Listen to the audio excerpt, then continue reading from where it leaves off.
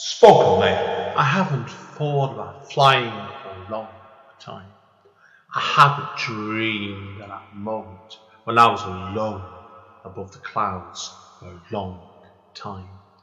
I haven't dreamed of waking up in a room surrounded in blue and green grass for more years than I could dream of remembering. I haven't walked back into the past or scratched on the doors of my origins, where it all came from, since I held up that cape for the last time. Return to Cape Town 10th Year Anniversary Edition is a revised version of Andy N's first poetry book. The book can be purchased from Amazon and it contains numerous additional material. Spokenly. Hi, it's Andy N from Spoken Label. Thank you today for streaming or downloading another episode of Spoken Label. Spoken Label was originally set up on beginning of 2016 and as of speaking has currently nearly 300 sessions.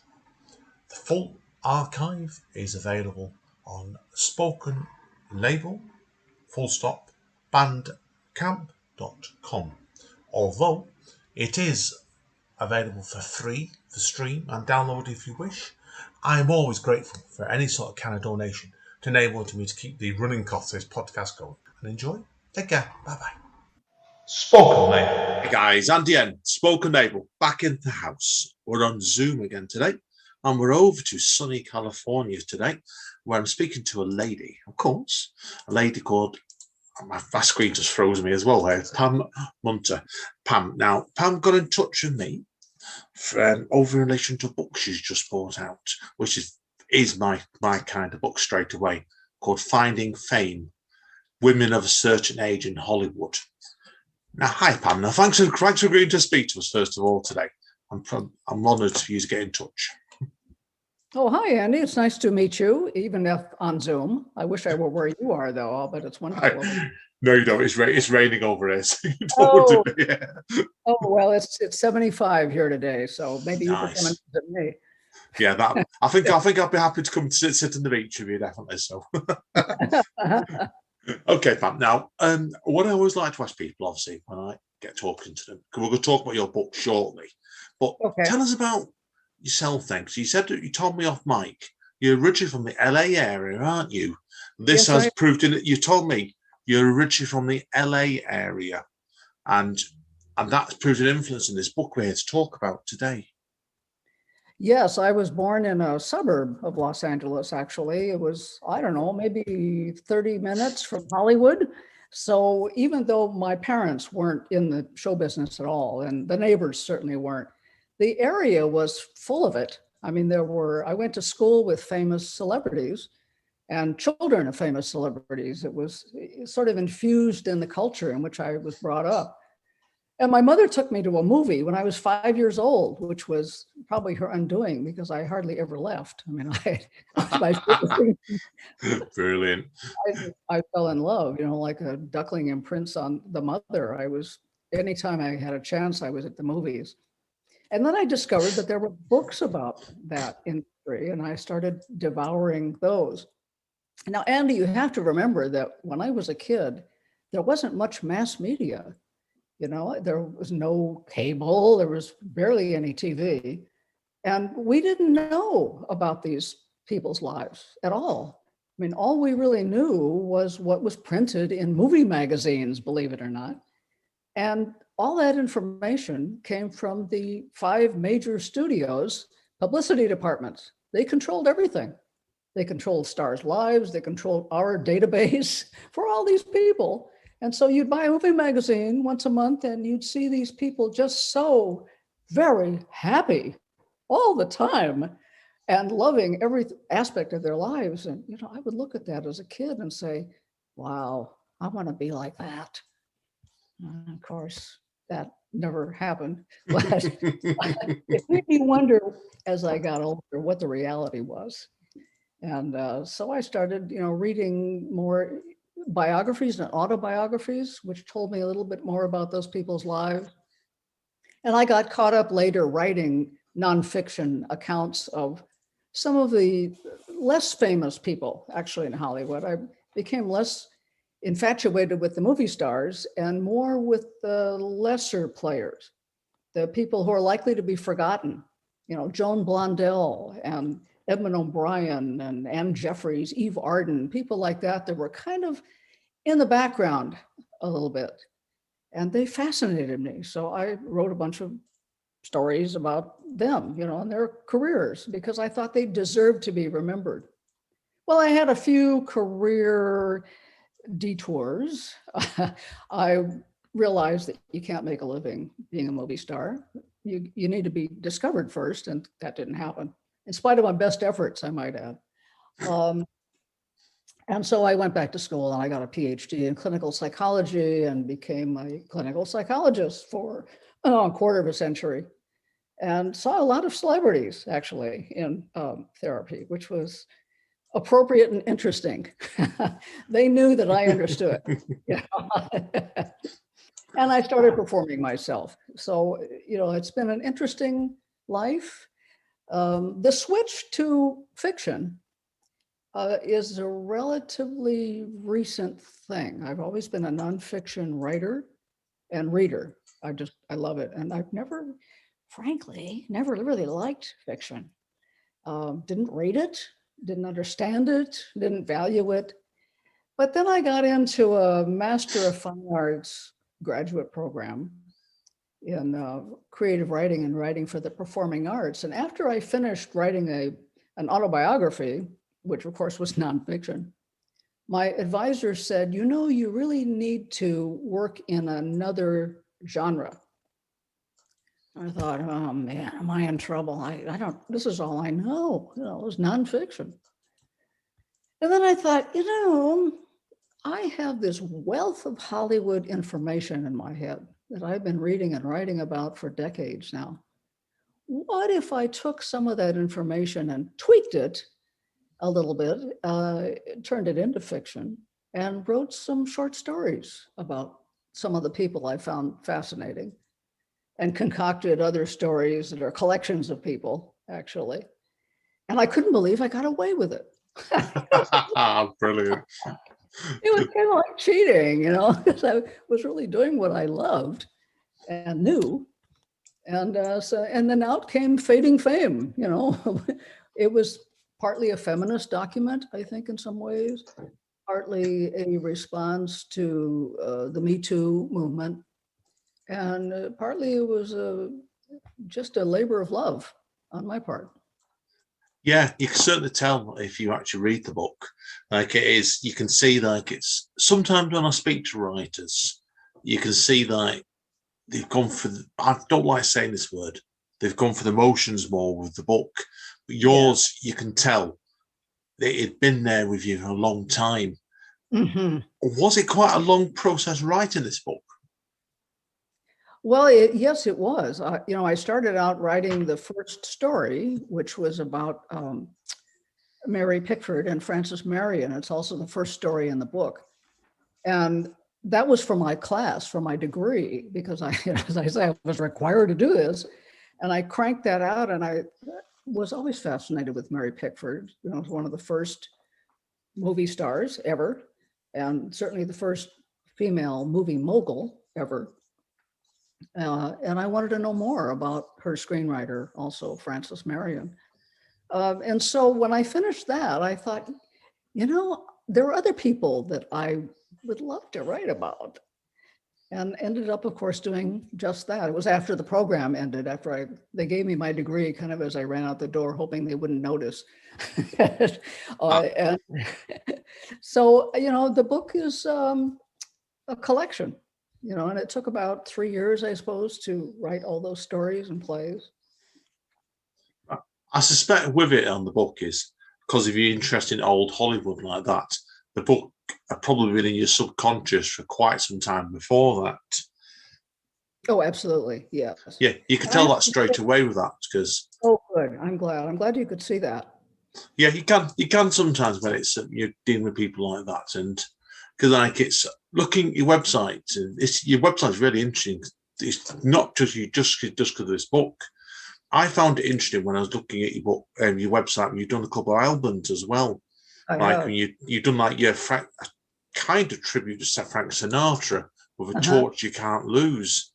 Yeah. And then like, and also your Doris Day one as well, Sentimental Journey. So am I right in thinking that music's always been part of your life as much as your writing for quite some time? That's very astute of you. Yes, it's true. I started piano lessons, as I guess all kids did at that age, at the age of 6. And I hated it. Honesty. Oh, yes. But my mother was right. I mean, I came back to it years later and, started writing some music. But performing music has always been a part of, well, earlier it was part of my fantasy life, really. Doris Day is, a major player in my childhood, my fantasies anyway. And so, I just, as an adult here in Palm Desert, I taught myself to play the cornet and started a Dixieland band called the Bee's Knees. And we performed around the area for, about 10 years or so. Wow. So, it's never quite out of my system. Yeah. No, you can. I'm always a believer of treating your thoughts on this as well, is whenever you really get into one creative medium, for be a better word, like you always can seemingly step much easier into other mediums as well. Because I'm a poet, really. I've got 2/3 of a novel done, and I'm also a trained pianist myself. I'm doing music, so it's like I've moved around from one genre to another over time. It's come quite easy. And did you find that yourself over time? Yeah, a little bit. It's kind of compulsively creative, and you may be too. I think if you are, you almost can't help yourself. Yeah, can't stop myself. That's for sure. Yeah, no matter what. And I've had stops and starts with both of these areas, music and performing, as well as writing. Life interferes, as you know, and you have to earn a living, and you have to, have a family and do all the things that people do, and it's kind of like a raging river, though. You can dam it up for a while, but just you better stand back, because it's coming at you sooner or later. Yeah. No, I agree with you completely on that. It just comes naturally, like whether you like it or not sometimes, definitely. So now Right. I want to ask you a bit more about this book, obviously, because we're here today talking about your new book, really. Obviously, Finding Fame. Now, what made you want to actually do it as short stories and plays? Because if people look at the book, there's 10 short stories at the beginning of the book, and you then conclude with a couple of plays. Yes, I know it's unorthodox, but so what? It's good to be unorthodox, as I always say. Well, that's sort of my motto, actually. The short stories came, as I said, out of that program. Since I'm not a huge fan of fiction, the thought of writing a novel is just, it's like, you want to go to the moon tomorrow. I mean, it's likely. And short stories were enough of a surprise. I just don't think that I could even contemplate a novel. The plays were also a bit of a surprise. Having been an actor, I've been in a number of them, but I had never written one. And the plays that are in the book are sort of dark comedy books, plays with the same theme. What happens to women of a certain age who are no longer hireable, no longer desirable by the industry, and maybe not even by society? And how do they cope with that? So it was a logical thing to put these short plays with exactly the same theme as the short stories into the same book. And the reader will find a smoothness, maybe even some relief in the plays, because they're intended to be funny as well as prophetic, of feminism and how people cope. Yeah, I know. Certainly when I was reading the book, certainly I got the black humor in it straight away. That's why. And it was like, did you find then, obviously with the book taking a couple of years to write, did you actually find that it was this a relatively smooth road of the book to write, or did it change over time for you? Well, once I decided after the Mary Pickford story that I wanted to put together more short stories, I didn't know how many were in me. There wasn't a master plan or anything. I was writing all this time. I was writing nonfiction. I have published numerous essays, of a nonfiction memoir nature, in literary magazines over the last 10 years or so. And so it was easy to kind of let this process of fiction flow as it wanted to. You know, I would see something in the paper, for instance, about Ethel Barrymore, who was in my book, she's an aging Broadway star, really, who was relegated to a secondary character role in a Frank Sinatra movie, and not really happy about it. But you know, I didn't think about Ethel Barrymore until I read a story about her, just inadvertently. Her history is phenomenal. I mean, she has a New York theater named after her, for God's sakes. I mean, you know, that says a lot. And I knew I had to write about her. How did she go from having a theater named after her and being a star on Broadway for, well, generations of Barrymores, to being sort of a character actor in a Frank Sinatra musical? How did that feel? So as these things occurred to me, I would sit down and after incubating, I'm a big incubator. You might be too, as a creative person. You know, things happen in your head before they happen on the page. Yeah, frequently. Absolutely. And so I sat down and, you know, started to write it. And I don't have a plan necessarily. I have less of a plan with plays because I let the characters tell me where they're going. With the short stories, you know, I sort of knew the reality of, for instance, of Ethel Barrymore and some of the other people I mentioned in the book. But I didn't want to stick with that. I wanted to know the internal part of their experience. And I have to say, as a former shrink, I had some insight and some skills in getting inside people's heads. And I took advantage of that. Yeah, I can see that from reading your profile before about you being obviously, like you said, you're in a former shrink. And it shows with the detail that's gone into your stories, definitely with it. And like it was like people read this book, you see it where you can tell like you're actually, you know, your characters that you're writing about. Mm-hmm. And some of it is really quite ghostly close to the truth with some of the real life characters that crop into the book, I suspect, as well. Well, of course, I have no idea about their real life, internal life, because while I have met some of these people, I actually did, and knew one of them, actually. I had to make that part up because I had no idea. I mean, I knew, for instance, that Doris Day had been ripped off by her husband of her fortune. And that when he died, he left her in debt to the IRS. He had signed a contract in her name to do a TV series she knew nothing about. I knew that. I knew she had a son because I had met her son a couple of times. I actually had met her a couple of times. So how did she process that? She was married to this man almost 20 years. And all that time, he was ripping her off. You know, how does a woman, particularly of her stature, deal with that kind of information? So yeah. A story had to come out of that. No, yeah, that's the story itself immediately. So I can understand you completely with that one. So now I've just been, I was reading up before about who were some of your favorite authors, and you've done that. I could see some of these where how it's impacted you on your own work. So I don't want to go into all of it because you've listed elsewhere quite a few people. But the one I'm curious about is Robert Carew, who's a big, massive researcher, and I'd heard the name certainly before myself. Awesome. Now, yeah, I think I've read one of his books actually as well. Definitely the name rings a bell, certainly.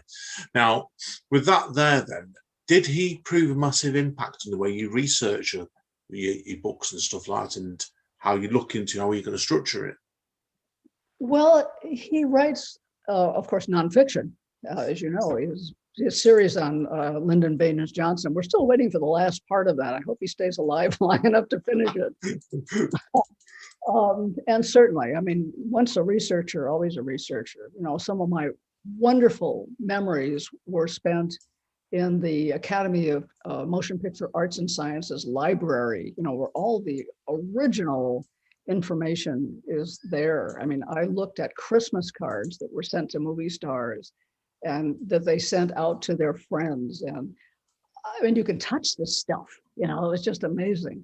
And I'm sure Caro had that same excitement, you know, when he was at the LBJ library and the ranch in doing the research. With the fiction, there really wasn't a lot of research required. It was all in my brain. Scary though that may sound. So I knew these stories.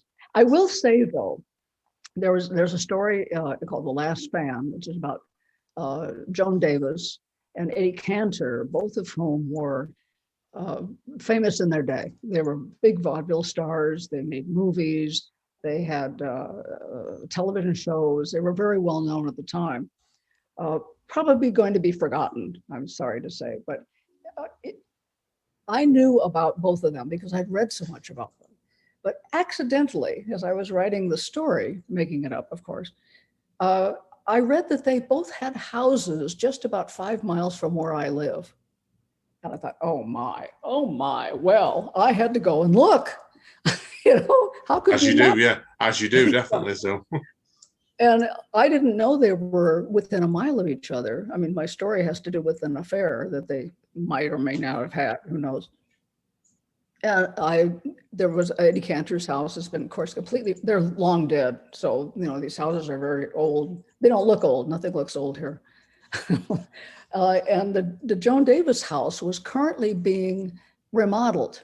And so the doors and windows were all open and there were workmen everywhere. I guess the residents weren't there. And I was so tempted to just kind of walk in, by accident and say, oh, I'm sorry. I was meeting blah, blah, blah here. And I could see there, just to get a look at the house because the story takes place in that house. But I didn't. I thought, this is called fiction, Pam. Use your imagination. You don't need to do research to write a short story. So I had to kind of undo my natural inclinations to stay in the world of fiction. Yeah, of course. All you have to do is just get, a lot of it is just feel, I think, sometimes with that sort of stuff. Yeah. So if you got the feel right for it, you can just go with it then, basically, can't you? Straight away with that. So have you done many readings on this, supporting this book yet, since it came out? Have I done? Yes, I have. Zoom, of course, is king now. I mean, we're just getting over this whole COVID craziness, so there hasn't been a lot of in-person stuff. But I've done lots of Zooms, and getting reviews is wonderful. They seem to like the book, which is great. I appreciate that. But having been an actor and a singer, I think those days of seeking acclamation are gone for me. I've kind of passed by the need for that. And so what I want now is just for people to read the book and get the messages that are in there. And if they do that, I'm a happy camper. That's really all I want at this point. I think when you look back what you've done in your career, basically, like you're just certainly looking at that where it's not the case that when you're younger, sometimes you got that need, don't you, to people to review you, praise you. But you're at the stage of life now, you just want people to read the book, basically. I'm like that with a lot of my work.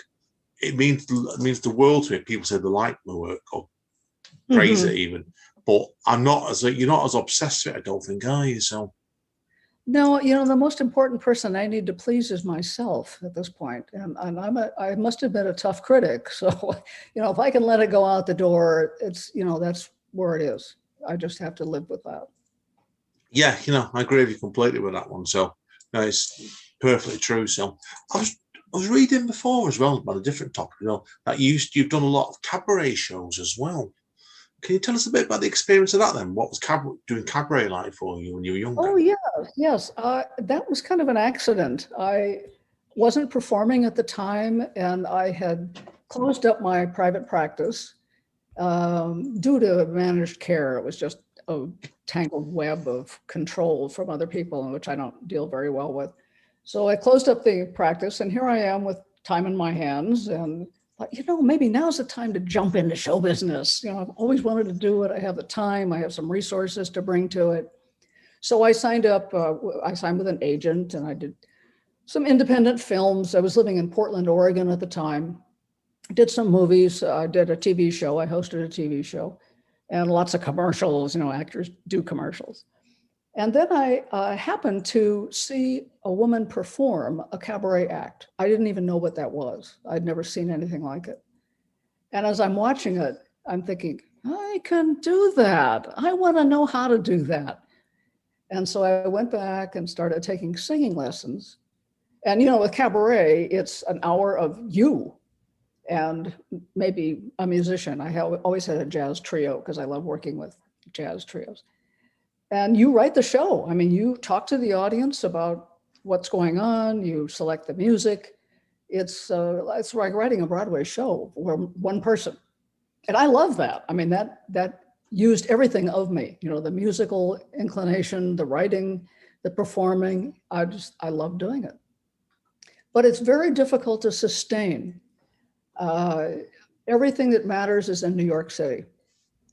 And I lived on the other coast. So in order to perform in New York, which I did often, I had to leave everything, you know, the relationships, my house, my friends, and get on a plane and fly across the country to perform for, you know, 2 or 3 months at a time, and all over the country too, I might add. And it's hard. You perform sometimes every night, but not usually. It's usually like a weekend or 4 weekends in a row or something like that. And you have the whole week performing. I don't know if you've done any of that in all your readings or anything. I've done lots. I've done lots. Not as frequent as like what you have there, but yeah, certainly I agree. You know, you got to get yourself up for it. I mean, it's a very major ramping up of the central nervous system to do anything like that. And, you know, then it's over and you ramp it down again. And it was, for me, the emotional roller coaster was not my style. I'm a very even-tempered, even-mannered person. And while I loved doing it, while I was doing it, I decided at some point, you know, thank you. I enjoyed it. Thanks, everybody. You're all fired and I'm leaving. It's time to move on to the next stage of your life, really, I suppose, isn't it? You say so. Exactly. Yeah. Now, the last thing I want to touch on today, as well as obviously before we come on to obviously where people can get hold of your material and stuff, is I did notice that you had your first play, Life Without, was nominated by the Desert Theatre League for Best Original Writing. Oh, that was so exciting. Very exciting. My first play. I mean, come on, you people. Don't you know I don't know what I'm doing? You know? Brilliant. Tell us a little bit about that then, Pam. I'm very interested to learn a bit more about that, to be honest with you as well. Life Without is a story of a lesbian couple who have been together for a very long time. And one of them wanted very much to be a performer. It takes place in Los Angeles, but the performer tried to make a go of it in New York City and really couldn't quite pull it off. And so her partner had to support them while she was doing this. She was a vet, the partner was a vet.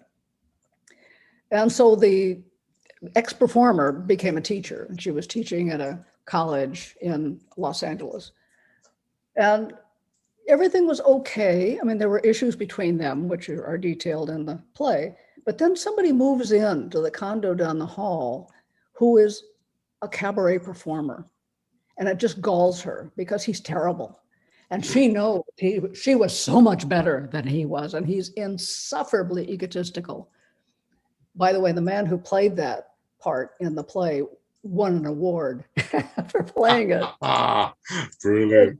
Wonderfully hammy part. You know, he sings and he carries on and he brags about himself and name drops, and it's a fabulous part for somebody.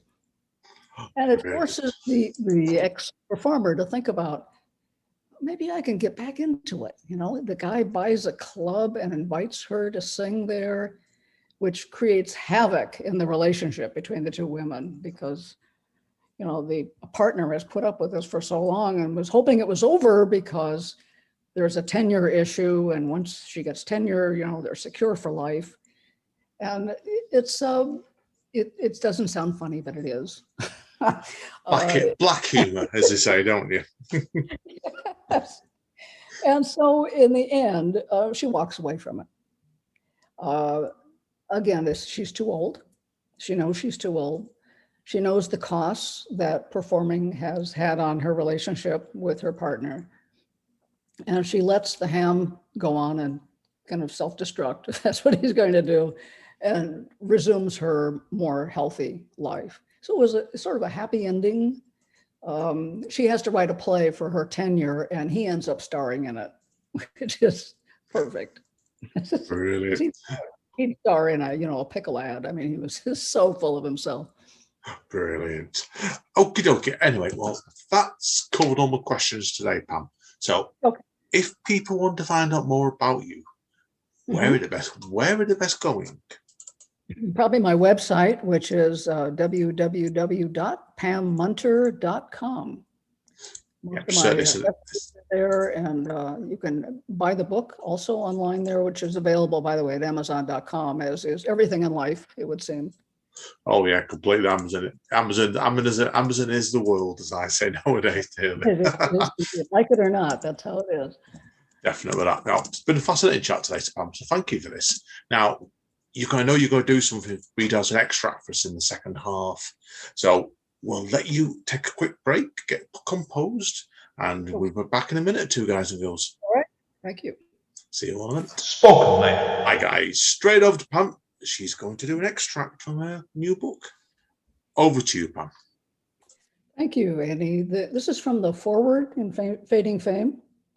The Hollywood of the 1950s was a mysterious, magical place. It was long before VCRs, digital replays, the National Enquirer, or the 24-hour news cycle. The only way one could watch a movie was in the theater, and all we knew about movie stars came from the studios that controlled the information flow. Those all-powerful monoliths manufactured and synthesized stories and fed them to movie magazines, transforming mere fiction into mythology. The only way we knew when someone married or divorced was when legal documents became public. We didn't know who was chemically dependent, a spousal abuser, or a child molester. Still, there was one deviant behavior we all assumed was going on. The casting couch was a persistent legend all its own. The way to the top for actresses was through the back offices of power brokers, Daryl F. Zanuck, Louis B. Mayer, David O. Selznick, Harry Cohn, and even the elderly Adolf Zucker. We didn't think it particularly shocking because women were already about as far from a protected legal class as possible. We couldn't own property in our own name, adopt a child without a man, be a party to a contract without a man's signature.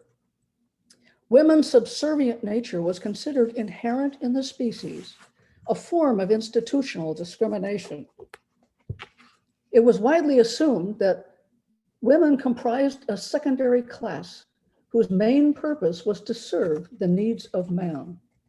We saw it in our own homes and watched it powerfully modeled on the screen. Even with the fleeting promise of a feminist theme, think, Katharine Hepburn or Rosalind Russell, the closing scene inevitably featured the woman caving to consensual male superiority. The short stories in this collection demonstrate the costs of that institutional social oppression. As with all historical fiction, some of the people described here lived at one time, but the stories are fabricated via the imagination. The Hollywood in the book's title serves as a metaphor for show business and is not restricted to the geography of Southern California. Misogyny and the struggle to maintain a sense of integrity in the performing arts are not unique to time and place. Women were welcomed into show business with the subtext clear and inevitable. If you were young, beautiful, nubile, and willing, you stood a chance at fame. Talent didn't hurt, but it wasn't required. The eventual deal breaker was the aging process.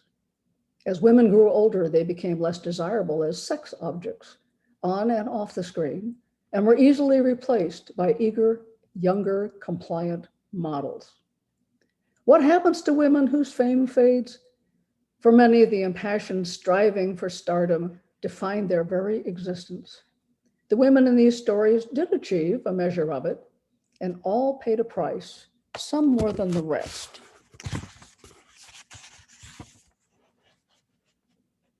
The romanticized fiction that fame is a solution to everything is evident any place there's a stage or someone desperate to perform there.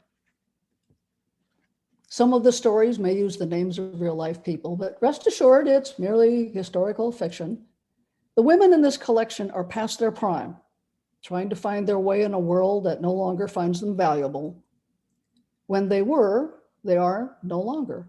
Who they were, they are no longer. Each one struggles within her own limitations, seeking to rebalance and create life anew, to find an option that could be described as Plan B. It's tempting to characterize these women as victims. In reality, they are strong, talented women doing the best they can in a toxic and often demeaning environment. We can't help but admire them. They are the fallout, the flotsam and jetsam of a time when sexism was waved as proudly as a flag.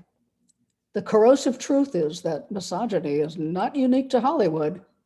Women of a certain age will all face these dilemmas.